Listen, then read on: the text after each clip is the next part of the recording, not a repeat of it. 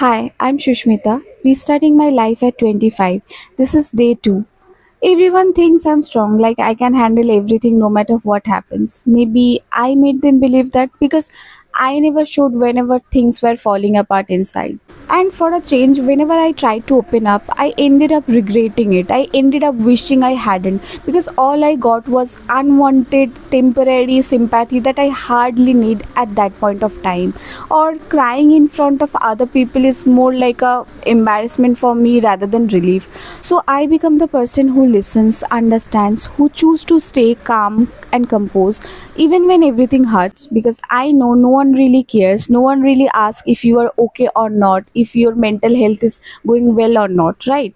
Definitely accept the fact that being strong all the time is also exhausting. Pretending you are fine, holding everything in, smiling when you don't feel like, because who doesn't want to be the person who gets asked? I too want to be the person who gets understood, the person who doesn't have to pretend.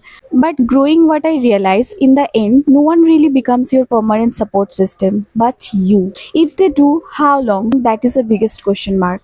So the moral of the story is you need to learn to stand on your own. That's what I am learning right now. But there is a twist. If you ever find someone who stays selflessly, who becomes your support system without asking anything in return, then you are fortunate.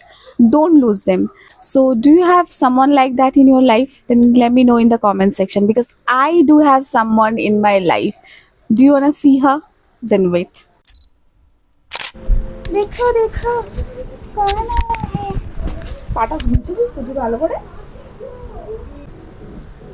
তো meet সে hello মিষ্টি content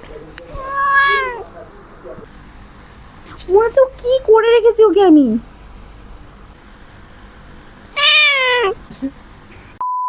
if you